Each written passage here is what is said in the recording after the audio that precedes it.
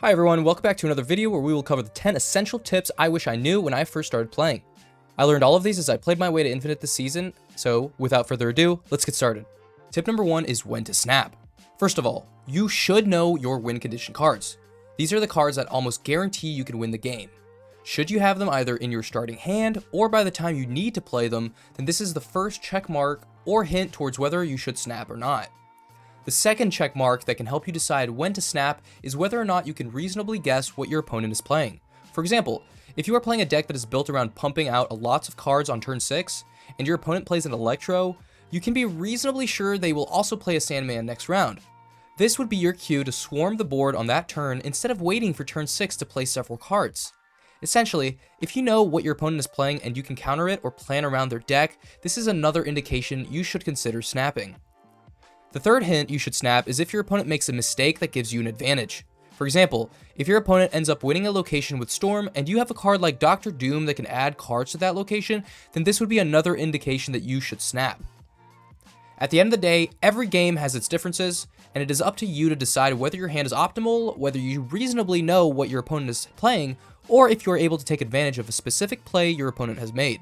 Tip number 2 is when to strategically retreat. Retreating strategically is a core mechanic of Marvel Snap. You are given the option to leave every game you play if you so desire, and this is a huge advantage if you learn to use it well. Snap games are very short, so if you doubt your ability to win, wait the game out until the final round or until your opponent snaps. Doing so will help you maximize your chances to save some cubes by offering you more time to observe how the game is playing out.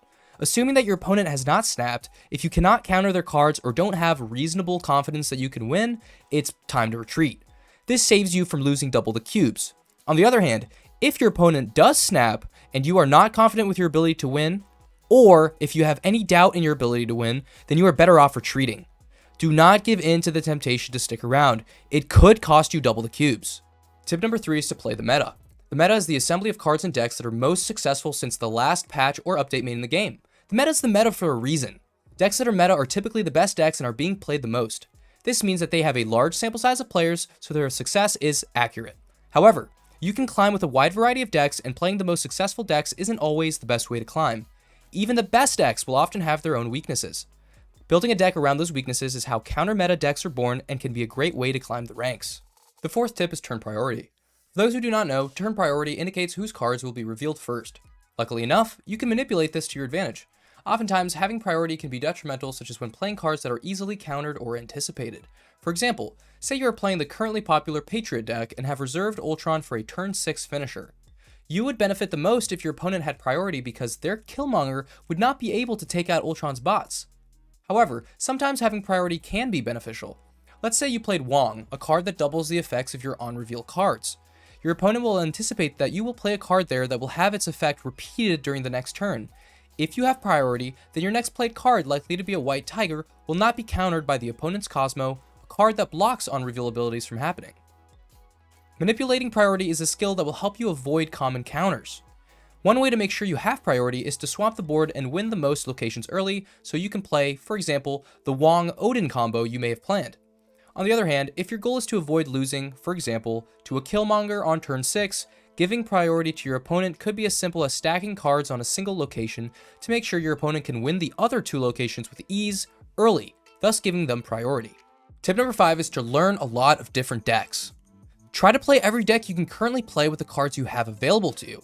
Optimally, you should know what the combos are for each deck and how to pilot them. Playing a wide variety of decks allows you to learn how to reasonably guess what kind of deck your opponent is playing, which becomes information you can use against them. For example, on turn 1, your opponent plays Korg, a card that adds a rock to your deck. On turn 2, they play Quinjet or Zabu. At this point, it becomes obvious that they are playing a Darkhawk and Dino deck. Learning different deck types and the synergies between different cards such as Korg and Blackhawk or Moon Girl and Devil Dinosaur gives you a huge advantage and can essentially let you take advantage of what your opponent is playing. The 6th tip is about the weekly hot and featured locations. Featured locations are Marvel Snap events that feature a brand new location and which appears 50% more frequently. Featured locations are active for 24 hours after their release on specific Wednesdays at 0300 UTC. Featured locations do not always occur every Wednesday. Hot locations are events occurring every Sunday and on certain Wednesdays, where a single location from the pre-existing pool of locations is chosen to appear 50% more frequently. This event is active for 24 hours on selected Wednesdays and Sundays. Try to plan your deck around these locations as they can usually be taken advantage of. If, for example, Onslaught's Citadel is the hot location, then you would benefit the most from playing a deck focused on ongoing cards like Blue Marvel or Khazar. Taking advantage of the hot and featured locations is a great way to win a lot more cubes more consistently. The 7th tip is how to win. This is fairly straightforward but does have some nuance. Basically, you win a game of Marvel Snap by having the most power at the end of the game at 2 separate locations. However, when players tie 1 or more locations, their total power level across all locations is totaled, and whoever has the highest total wins. And there's more. If players tie 2 locations, then the player who won the third would win the game since they would have the highest total power. If players tie all 3 locations, then no one wins and no cubes are awarded or lost. The next tip is to hit that subscribe button. If you're finding this video helpful, do me a solid and subscribe. Subscribing helps me bring better content to you. The 8th tip is in-store free credits. The store offers 50 free daily credits, which totals 350 free credits per week. Make sure to at least log in every day and grab those free credits. Typically, you will need credits the most to advance your collection level and getting new cards, and who doesn't like free stuff? The 9th tip is about sorting cards. At the bottom left of the collection tab, there is an arrow pointing up with 3 lines. Clicking this button opens a card sorting menu that allows you to filter all your cards by different specifications, such as energy or power. Exit out of this menu and you will see another button at the bottom right with a white funnel.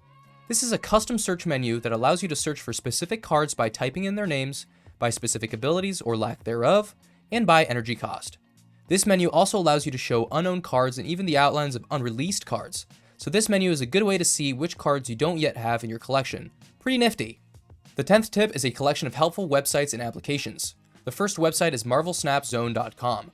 This is a one-stop shop for everything Marvel Snap, from news, patch updates, tier lists, current meta decks, the rank leaderboards, and much more. This is my go-to website for finding any information on the game or upcoming patch updates and cards. Marvel Snap Zone also offers a Marvel Snap Tracker companion app, which tracks things like deck win rate, cube gain and loss, and played matches. The website itself does not offer these features, so downloading this app can be very helpful to see if that deck you're using is truly helping you gain some cubes. The second website I want to talk about today is snap.untapped.gg. This site offers another Marvel Snap deck tracker. This tracker is an in-game interface that shows the current deck you are playing, tracks the cards you have destroyed or discarded, and shows which cards are still in your deck. The interface also has an option to keep track of which cards have been played by your opponent, as well as the cards they have discarded or destroyed. This is very useful for playing against discard and destroy decks because it essentially shows you which cards can be brought back on the board by cards like Hela and Ghost Rider. So this sums up the 10 essential tips I wish I knew when I first started playing Marvel Snap. I hope you found these tips really helpful, and if you did, do me a favor and hit that subscribe button, as this helps me bring you more videos just like this one. Furthermore, if you want me to cover a specific topic in a future video, let me know in the comments below. Once again, thank you so much for watching, and I'll see you in the next vid.